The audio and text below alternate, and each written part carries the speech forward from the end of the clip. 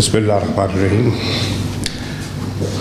I welcome His Excellency Volkan Bozkir, President-elect, to the 75th session of the General Assembly to Pakistan and to the Foreign Office. I also congratulate him for being the first ever Turkish national to hold this high office.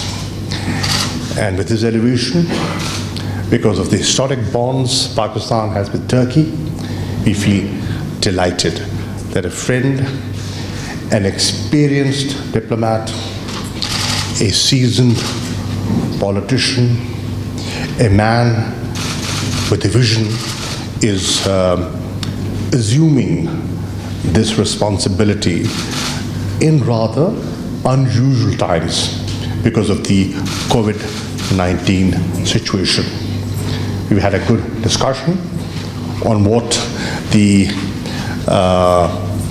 future session is going to be like, the high-level segment that will take place in September. A number of options have been discussed, and we've exchanged views on that, and our preferences are more or less in sync with each other.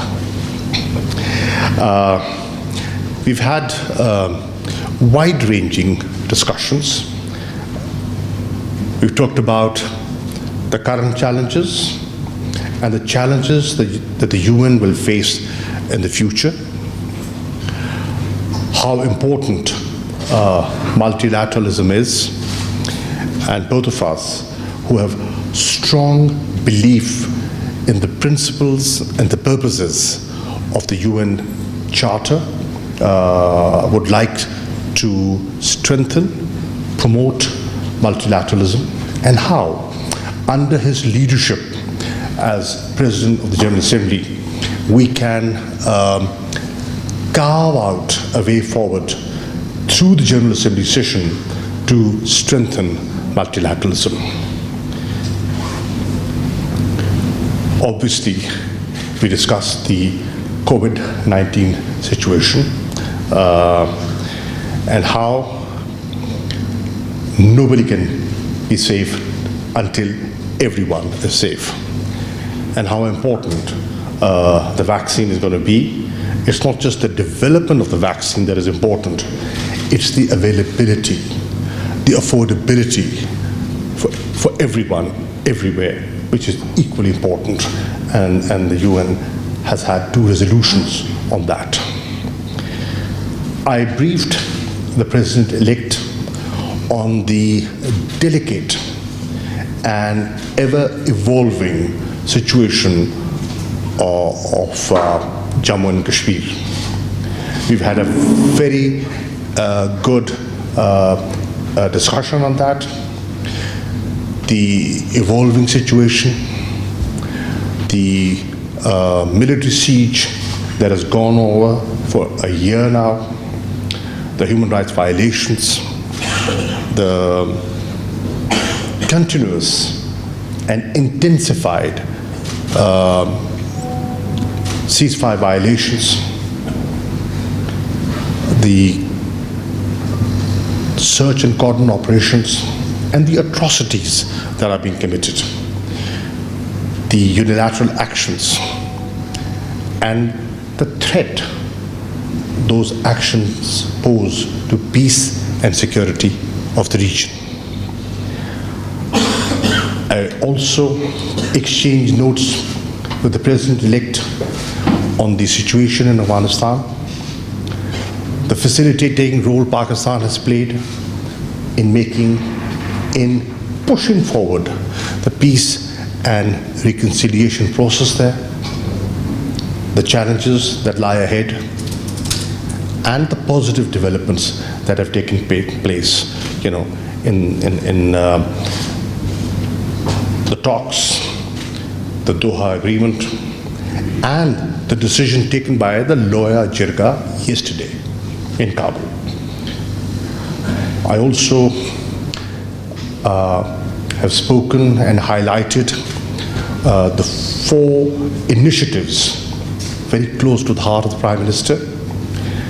That is climate change, countering Islamophobia, combating illicit financial flows that have impoverished the developing world, and the debt relief initiative of the Prime Minister for the developing world. In short, we've had an excellent exchange of views. The President-elect had a good meeting, a good chat with the Prime Minister, and I'm very happy he could take out time to visit Islamabad. He's been here before, but in different capacities. But in this capacity, this is his first visit, and I look forward to receiving him again once he's resumed responsibilities as the President of the General Assembly. I welcome you, sir. I have to thank the Pakistani authorities for the warm hospitality that was accorded to me in Islamabad. Pakistan is a key country at the United Nations, and it is one of the reasons, beyond our long-standing friendship and brotherhood, that from the United Nations perspective, this visit was absolutely necessary as well.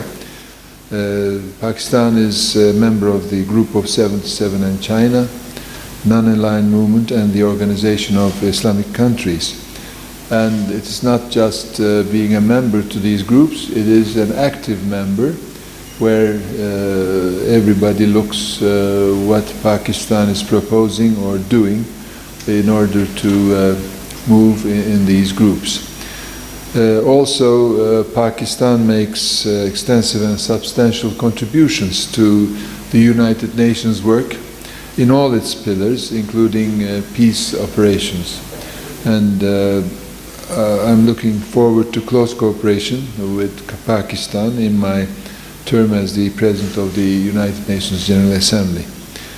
I have chosen a distinguished Pakistani diplomat as my Deputy Chief of Cabinet, and I'm confident that with his extensive experience in UN issues, Ambassador Farooq Khan will make substantial contribution to the work of my office and the 75th session of the General Assembly.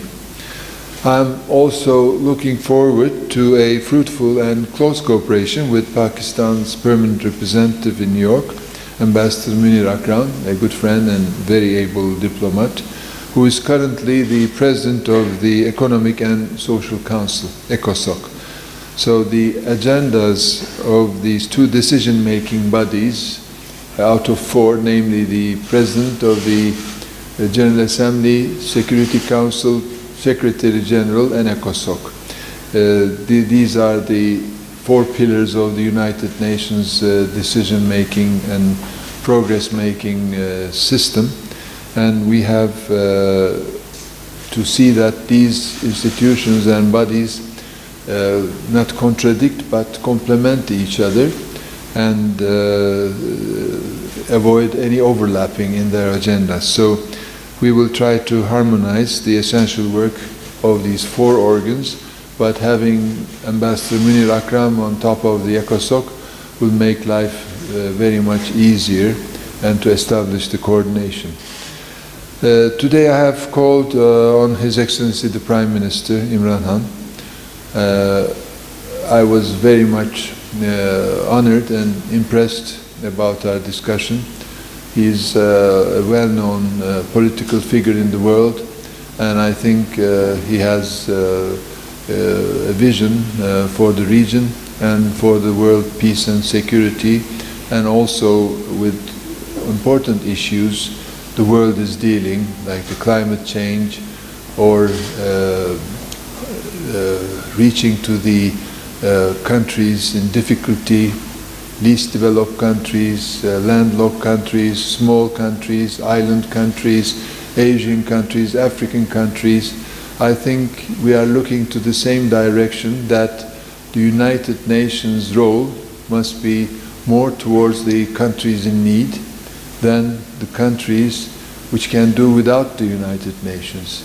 So, as the PGA, I have mentioned many times that even though I have been endorsed by the Western European Group and others, Turkey is also a member of the Asian and Pacific Group, but Turkey is also has a more global role where we can have a larger dimension in our priorities and projects. So I have seen that the Prime Minister, together with Minister Qureshi, are looking to the same direction, keeping the look at these countries and create a new vision or realize what has been decided already.